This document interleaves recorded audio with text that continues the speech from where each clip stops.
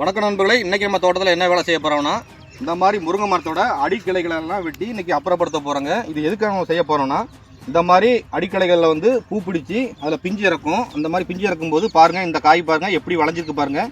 எதுக்கு வளைஞ்சிருக்குன்னா, இந்த மாதிரி தரையில் குத்தி மண்ணில் குத்துறதுனால காய் வந்து வளைஞ்சி போகுதுங்க. இந்த மாதிரி வளைஞ்ச காய்களை வந்து வியாபாரிகள் வந்து சரியாக வாங்க மாட்டாங்க.